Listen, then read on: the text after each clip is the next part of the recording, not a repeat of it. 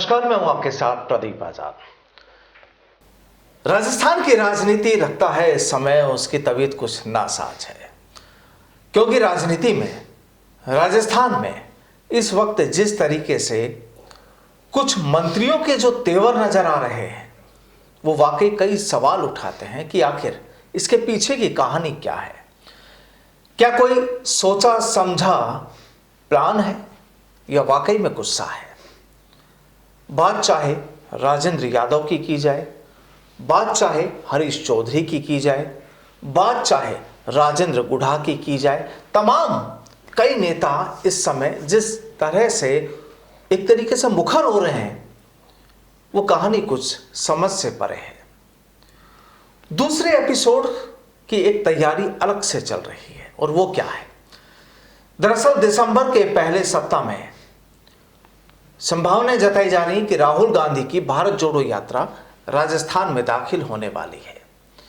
लेकिन अब एक नई कहानी का जिक्र यहां शुरू हो चुका है कि क्या राहुल गांधी की जो भारत जोड़ो यात्रा है, उसका जो रूट मैप जो तैयार किया गया है या जो तैयार किया जा रहा है, क्या उसमें कोई बदलाव हो सकता है? क्योंकि बदलाव के पीछे की कहानी भी कुछ इस तरह कही जा रही है कि राजस्थान में एक खेमा ये चाहता है कि राहुल गांधी की भारत जोड़ो यात्रा कम से कम गुर्जर बाहुल्य इलाकों से कम हो। तो ये जो तमाम जो चीजें हैं, तमाम जो विषय है, राजस्थान में इस समय चर्चाओं का मुद्दा बने हुए हैं।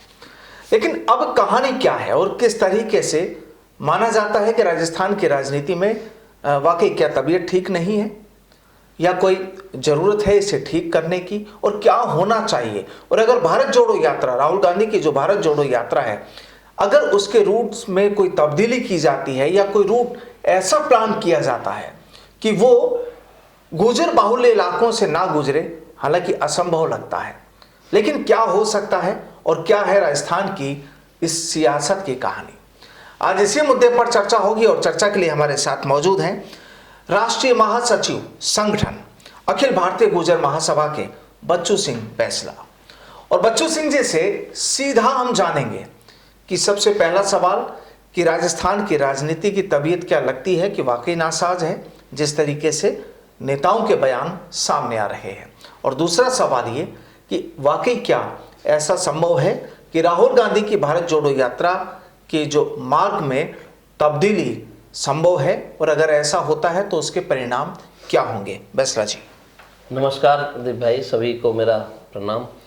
मेरा एक ही कहना है, देखिए, क्योंकि मैं तो एक सामाजिक संगठन के नाते जी, मेरी विषय पर राजनीतिक जो मेरी जितनी समझ है, मैं उस पर यही कहना चाहूँगा कि जो राजनीतिक हालात राजस्थान की हालात में जो नज़र आ रहे हैं और बड़े बड़े मंत्रियों के जो बयान आ रहे हैं, जो कल तक सब लोग एक सुर में एक साथ खड़े थे, आज पूरा हर आदमी, किसी से भी बात करो तो कोई भी आदमी अपनी अलग भाषा बोल रहा है।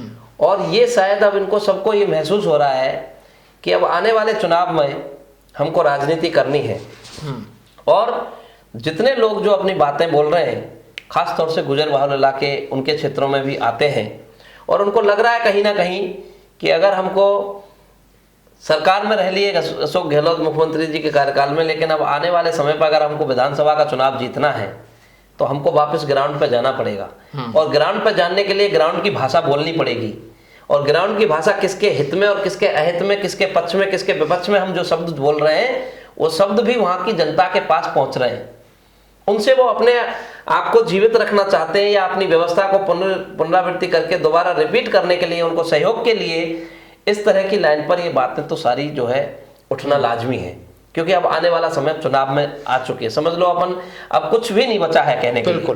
लेकिन अब ये जो बयान है, इससे ये भी स्पष्ट लगता है, मैंने जैसे कभी पहले भी आपके साथ हमेशा मैं चर्चा में रहा, तो मेरा ये कहना था कि मुझे अभी भी ये गुंजाइश लगती है, इनके आचार्य प्रमोद कृष्णम हैं, बड़े राष्ट्रीय प्रवक्ता हैं पार्टी के, जिनको जब बीच में थोड़े समय पहले गहलोत साहब गए थे तो उनके साथ बड़ी उन्होंने पिक्चर खिंचाई थी साथ में, और वो बयानों के लिए जाने जाते हैं। देश के बड़े बड़े चैनलों पर हमेशा वो बातें बोलते रहते हैं और वो खुल करके बोलते हैं, ठोक के सचिन पायलट को उनको सीएम बनाना चाहिए।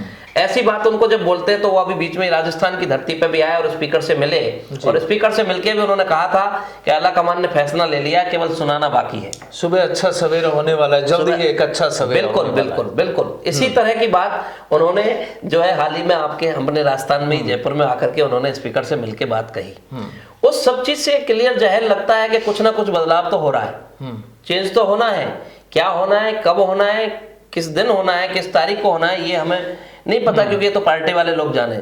लेकिन कुछ कर तो सोच तो रहे, कांग्रेस पार्टी के आला कमान ने भी कुछ सोचा होगा कि कुछ करना है। दूसरा, इन्होंने जो भारत जोड़ो यात्रा वाली विषय अपन बात आते हैं, भारत जोड़ो यात्रा का इन्होंने पहले से जो रूट जारी किया तो कुछ सोच समझ के किया होगा, कुछ विचार करके किया होगा। कोई अपनी मर्जी से या ऐसे 1 मिनट में कोई प्रोग्राम आ जाए और फिर दोबारा से बदल जाए, तो उसको बदलने का बहुत बड़ा कारण होना चाहिए। और वो कारण का केवल गुजर बाहुल्य इलाकों से होने के नाते, और सचिन पायलट क्योंकि गुजर कौम से आता है, इसलिए उस गुजर बाहुल्य इलाके से निकालने पर उस पर क्या विरोधाभास वाली बात आ रही है, ये मेरे समझ में नहीं आ रही है। अच्छा, कोई भी व्यक्ति अगर कहता है भाई भाजपा निकाले, कांग्रेस निकाले, अन्य दल निकाले, उसमें कौन गुजर बाहुल्य और कौन किसका बाहुल्य, किस समाज पर्टिकुलर, उस समाज को बाहुल्य क्यों, समाज को क्यों टारगेट किया जा रहा है, समाज को क्यों पार्टी बनाया जा रहा है? क्या चाह करके वो समाज को पार्टी बनाना चाहते हैं, या कुछ आला कमान को उस माध्यम से मैसेज देना चाहते हैं कि हम ये गुजर समाज ऐसा है, ऐसा वो करेगा, या कोई विरोध करेगा, या कुछ ऐसा होगा, या हमारे लिए कुछ वहां पे कुछ गलत हो जाएगा, या वहां पे कोई उनके जयकारे ज्यादा लगेंगे। अभी आपने देखा पहले बीच में मुख्यमंत्री जी जगह जगह राजीव गांधी खेलकूद कार्यक्रम जो चला रखा था इन्होंने, एक जो ग्रामीण ओलंपिक, उस पे कई जाके कई विधायकों के क्षेत्र में, दूधू में बाबूलाल नागर जो गुजर वाल क्षेत्र है, गुजरों के वोट से चुनाव जीत के आता है, उसके यहाँ कहता है बाबूलाल नागर बयान दे रहा है खुलेआम कि भैया आप राजीव गांधी, सचिन अशोक गहलोत जी आ रहे हैं मुख्यमंत्री जी, उनके सामने सचिन पायलट का नारा मत लगाना, बाद में कुछ हो गया, कोई जेल में चले गए, थाने में डाल दिए, तो मुझसे मत कहना। ये कहने की नौबत कहां पड़ी है? क्यों गुजरों को विलेन बनाया है इन्होंने? इस बात पर सोचने का विषय है, और मेरी कौम सोच रही है इस विषय पर। मैं संगठन के नाते कहना चाह रहा हूं कि बहुत हो गया, बहुत हो गया, बिल्कुल हद से के कहते हैं ना, सिर से जो है पार होने वाली बात हो रखी है। गुजरों का क्या दोष है, इस कम्युनिटी का क्या दोष है?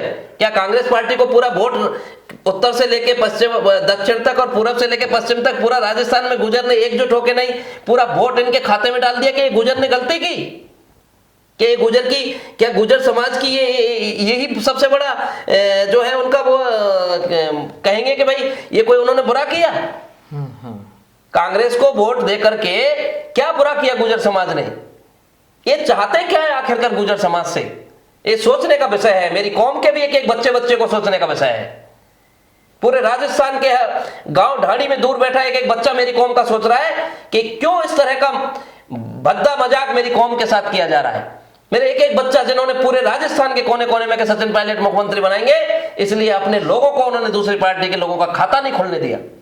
अपने किसी भी दल में जो लोग काम करते थे, लेकिन ठोक के उन्होंने कहा कि यार हमारी कौम का बेटा पहली बार मुख्यमंत्री बन रहा है और पार्टी आला कमान ने कहा है, तो हम सब जो लोगों ने एकजुट होकर पूरा जी जान से उसकी झोली भर दी कांग्रेस की। क्या यही गुनाह किया गुजर समाज ने? इसलिए आज गुजर बहुल क्षेत्रों से यात्रा को उठाने पर भी सवाल उठा रहे हैं। कोई कई लोगों को मैनेज करके कई तरह की बातें करवा रहे हैं। क्या ये गुजर समाज समझ नहीं रहा है? अब वो जमाना गया प्रदीप भाई, आज बच्चा समझ रहा है कि ये सब क्या गेम हो रहा है। तो क्या लगता है, ठीक नहीं है? क्या लगता है कि अब ये जो मंत्रियों के जो बयान आ रहे हैं, इसके पीछे भी क्या कुछ इसी कहानी को आप कनेक्ट करना चाहेंगे? बिल्कुल 100% कनेक्ट करना चाहूंगा कि ये सब बातें उसी ही पार्ट ऑफ टोटल घूम फिर के सिर्फ और सिर्फ उसी व्यवस्था के नाते ही जितनी भी ये एक्टिंग हो रही है, जितनी भी रोल प्ले हो रहे हैं, चाहे कोई मंत्री है, चाहे पहले इस्तीफा का एक खेल नाटक चला था, इस्तीफा का खेल नाटक चल के फिर के आज तक वो इस्तीफे वापस नहीं हुए हैं। स्पीकर महोदय संविधान के प्रमुख हैं, उन्होंने इस्तीफे ले लिए, रख लिए, आज तक ना कोई सवाल जवाब है कि क्या ले लिए, कि इनको कहीं आगे बढ़ाया है कि रख के बैठ गए, कोई लेना कोई मतलब ही नहीं है। क्या बेवकूफ है मेरे कौम, या बेवकूफ है इस राजस्थान प्रदेश की जनता? वो समझ नहीं रही है। और इस्तीफे देने के बाद प्रदीप भाई, राजस्थान की सरकार में इतना बड़ा तबादला उद्योग चल रहा है, मंत्रियों की लिस्ट लाइन लगा के धड़ाधड़ लिस्ट निकल रही है। एक तरफ तो इस्तीफा दे के बैठे और एक तरफ लिस्ट जारी हो रही है ट्रांसफरों की। ये कहां का न्याय है, ऐसा इतिहास शायद राजस्थान के इतिहास में पहला बार राजस्थान देख रहा है। अच्छा, ये जो मंत्रियों के जो बयान आ रहे हैं, चाहे राजेंद्र गुढ़ा हो, चाहे हरीश चौधरी हो, चाहे राजेंद्र यादव हो, ये तमाम जो लोग बयान लगातार दे रहे हैं, क्या लगता है कि क्या वाकई परेशान है या केवल ये भी एक दिखावा है? मेरे को देखो, इसमें दो गेम लगते हैं, डबल गेम काम करते हैं लोग। राजनीति में डबल गेम काम करते हैं। एक तो ये देकर के वहाँ के जो समाज का वोट बैंक है उसको साधने का तरीका है कि भाई ये भी मुखर हो रहे हैं कि इस समाज को खुश करो कि देखो हम ऐसे बोल रहे हैं मुख्यमंत्री सरकार के खिलाफ में, विरोध बोल रहे हैं। और एक तरफ वो जो है उसके पीछे कोई दूसरा रहस्य भी छुपा हुआ है कि वो किस इशारे पर बोल रहे हैं, कैसे कि ऐसा करेंगे तो एक तरह से फूट सी नजर आएगी, पूरा बिखरी हुई सरकार नजर आएगी। और बिखरी हुई आएगी तो ऐसा क्या होगा, अगर ऐसा हुआ तो ऐसा हो जाएगा, ऐसा हुआ तो ऐसा हो जाएगा। पता नहीं क्या डर दिखाना चाह रहे हैं। क्या अपने आला कमान को डर दिखा रहे हैं या किसी आम जनता को? आम जनता को तो कोई इससे सरोकार है नहीं। या अपने नेताओं को दिखा रहे हैं जो दोनों गुटों के नेता है, चाहे अशोक गहलोत हो चाहे सचिन पायलट हो। नहीं, लेकिन नेता या मंत्री तो जनता ही बना रही है। बिल्कुल जनता बना रही है। और जाहिर सी बात है कि जब अगले साल चुनाव की समय भी जब तो जनता को भी ये मैसेज देना चाहते हैं कि हम देखो, हम अब तक तो चुप बैठे थे, लेकिन इतने दिन के बाद क्योंकि हमें चुनाव लड़ना है, आगे तुम्हारे बीच में आना है, तो हम आपको ये मैसेज देके दिखाना चाह रहे हैं हम कितने सरकार के कितने सशक्त मंत्री हैं, कितने अपनी बात को रखने में सरकार से पीछे नहीं है, किसी से दबे नहीं है मुख्यमंत्री से। हम अपने आप को ये भी शो करना चाहते हैं जनता के सामने। सचिन पायलट भी कल राहुल गांधी से मिलेंगे महाराष्ट्र। बिल्कुल, उनकी पार्टी है, उनके नेता हैं, वो जाएंगे, उनसे मिलेंगे, उनके विषय की बात वो भी रखेंगे उनके सामने। उन्होंने जो यात्रा का जो बात की है, राजस्थान के जिन जिन जिलों से गुजरने का है, गुजर भावल जिले हैं। और खासतौर से वाजिब सी बात है प्रदीप भाई की पूर्वी इलाका तो सचिन पायलट के कारण ही ये बात पार्टी भी मानती है और बड़े बड़े विश्लेषक भी मानते हैं, चाहे राजनीतिक विश्लेषक हो, कहीं चर्चा होती है तो पूर्व अगर जीता था तो सचिन पायलट को, जब सचिन पायलट जीता था पूर्व कांग्रेस से, तो जो कभी पहले खाता नहीं होता था, अब की बार पूरा बहुमत के साथ, अगर बहुसंख्यक संख्या में पहली बार अगर पूर्व से खाते खुले हैं कांग्रेस के, तो उसका एक ही सिंगल उसको श्रेय जाता है, सचिन पायलट। तो कुल मिलाकर क्या लगता है आपको कि राजस्थान की जो सियासत है, इसकी तबीयत क्या वाकई नासाज है या केवल ड्रामा है?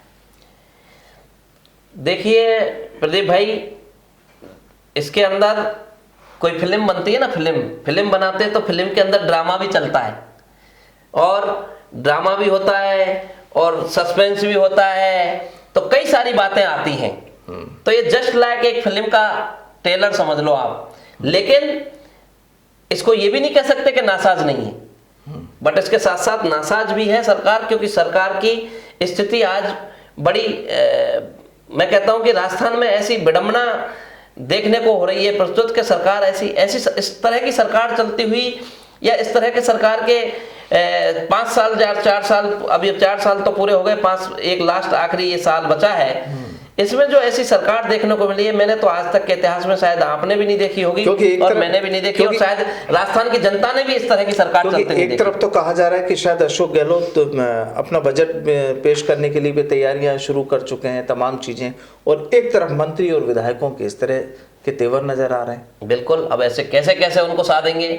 उन्होंने कहा, ये जो अभी राजेंद्र यादव जी मंत्री जी का आया, कोटपुतली को जिला बनाने की बहुत बड़े मांग से, ये लोग चुनाव जीत के आए तब इन्होंने यही कहा था जनता को कि हम कोटपुतली को जिला बनाएंगे, क्योंकि वहां पर जब भी कोई कोटपुतली से विधानसभा चुनाव जीतता है तो उसका सबसे पहला एक ही कारण होता है कि कोटपुतली को जिला बनाने की लाइन पे सब वहां के 36 कौम के वोटों को लेने के लिए लोग कहते हैं कि आपको कोटपुतली को जो जिला बनाएगा उसका हम साथ देंगे। तो ये विषय उन्होंने, अब उनको भी सामने दिख रहा है चुनाव, तो सामने चुनाव दिख रहा है, तो उन्होंने भी कह दिया कि मैं इस्तीफा दे दूंगा मेरा जनवरी में अगर मेरा कोटपुतली जिला नहीं बनाया तो। अब अगर अशोक गहलोत साहब उनको साधने का काम करेंगे और बजट पास करने का मौका उनको मिलेगा तो शायद वो कोटपुतली को जिला बनाने की घोषणा कर दें। लेकिन केवल अकेले राजेंद्र यादव नहीं है ना, ऐसे तमाम कई नेता और विधायक यहाँ पर मैं वही कह रहा हूँ, गहलोत तो यही काम कर रहे हैं ना। 4 साल में काम क्या किया है इस गहलोत सरकार का? अगर कोई काम पूछा जाए तो इसने क्या किया है? जो इन्होंने कुछ करने का काम किया है, एक तो घोषणाएं की हैं, जो इतनी सारी घोषणा की हैं, जो वो बार बार कहते हैं कि आप मांगते मांगते थक जाओगे, मैं देते देते नहीं थकूंगा। लेकिन मैं तो ये कहता हूं श्रीमान जी, मांगते मांगते थक जाओगे। राजस्थान की जनता को मांगते मांगते थकने की जरूरत नहीं, घोषणा की जरूरत नहीं है। आप आने वाले 10 साल या 20 साल आप मुख्यमंत्री रहने वाले नहीं है, जो घोषणा कर गए वो पूरी कर देंगे, क्योंकि कल कौन मुख्यमंत्री होगा ये तय नहीं है। यानी कुल ये आप क्यों जबरदस्ती ऐसी घोषणाएं, थोती घोषणाएं कर रहे हो? जिन घोषणाओं से आप कल को पता नहीं है आपको मुख्यमंत्री रहेंगे कि नहीं रहेंगे, उनको कौन एग्जीक्यूट करेगा, धरातल पे कौन करेगा? चाहे वो कर्मचारियों की ओपीएस पेंशन की बात हो, जिसका बजट में 1 रुपए का प्रावधान नहीं रख करके और उन्होंने ओपीएस की घोषणा की, लेकिन और वो भी आज नहीं देनी पड़ रही, वो आने वाले 10 साल 20 साल 15 साल बाद लागू होगी वो बात। मैं मानता हूं कर्मचारियों की अच्छी योजना ओपीएस करी इन्होंने, लेकिन उसके साथ वो कब आने वाले समय पे वो कौन देगा? वो जब कोई इससे के बाद पता नहीं तीसरा चौथा मुख्यमंत्री बन जाएगा तब उन लोगों को देना पड़ेगा। तो उस लेवल पे वो चीज को हम दिखाना चाह रहे हैं, उसका रिजल्ट कौन सा देगा, उस समय मुख्यमंत्री कौन होगा, ये भविष्य के गर्त में है, ये पता ही नहीं है। और हमने वो चीज हमने लागू करने के लिए, मतलब दूसरे की छाछ फैलाने का काम कि अपन खाया नहीं तो ढुलका के ऐसा चले जाओ कि दूसरा बेटा इसको संभाल ही नहीं पाए जीवन में, ये काम करा गहलोत सरकार ने। सच्चाई है। तो कुल मिलाकर ये है कि सरकार और सरकार के जो मंत्री विधायक नेता इस समय खुद अपने जाल में फंसे हुए हैं, क्योंकि पब्लिक सामने खड़ी है। पब्लिक सामने खड़ी है, पब्लिक टकटकी लगा के नजर देख रही है, बिल्कुल टकटकी लगा के नजर देख रही है पब्लिक इन नेताओं को कि किस तरह से सरकार में कौन मंत्री क्या कर रहा है, एमएलए क्या कर रहा है, इन्होंने कितना काम किया है और कितने दिन तक तो ये क्या बोल रहे थे और आज आकर के जब एन वक्त सामने आ रहा है तो अब क्या बोल रहे हैं। ये सब बातें नोट हो रही हैं लोगों के पास, बही खाते लिखे हुए हैं। जनता भी आजकल बही खाता लिखती है, आम जनता, वो जमाना गया, अब डिजिटल का युग है। लोगों के पास छोटा सा बच्चा है, उसके पास भी एक बही खाता है, उस मंत्री और विधायक की वो एसीआर भरता है कि इसको मैं कितने नंबर दूंगा, और वो काम जनता कर रही है। और 2023 का चुनाव में वो उस एसीआर के हिसाब से ही उनको परिणाम मिलेंगे आने वाले चुनाव। तो बिल्कुल ये देखिए एक बड़ा सवाल है राजस्थान के तमाम नेताओं के लिए, चाहे वो बीजेपी हो, चाहे कांग्रेस हो, किसी भी दल के हो और कोई भी नेता हो, उनके लिए वाकई ये एक बड़ा सवाल है कि आज के दौर में पूरी जो पब्लिक है, जनता है और जो वोटर हैं वो बहुत समझदार हैं। वो इन चीज़ों को जानते हैं कि जिन नुमाइंदों को उन्होंने आगे विधानसभा भेजा या अपना नेता बनाया, लीडर चुना, आखिर वो उनके लिए कर क्या रहे हैं। और दूसरी बात कि सरकार में बैठे ये तमाम जो नुमाइंदे हैं, सरकार के जो नुमाइंदे हैं, आखिर इनकी चाल अब कैसी चल रही है, कहाँ डगमगा रही है और कहाँ पर सीधी चल रही है, तमाम चीज़ें पब्लिक के बीच में है। बहरहाल 2023 में ज़्यादा वक्त बाकी नहीं और 2023 में जब राजस्थान में चुनाव होंगे तो जाहिर सी बात है कि नेता जनता के ही शरण में जाने वाले हैं। बहरहाल बहुत बहुत शुक्रिया बच्चू सिंह बेसला जी हमारे साथ जुड़ने के लिए। आज के लिए फिलहाल इतना ही। नमस्कार। Thank you.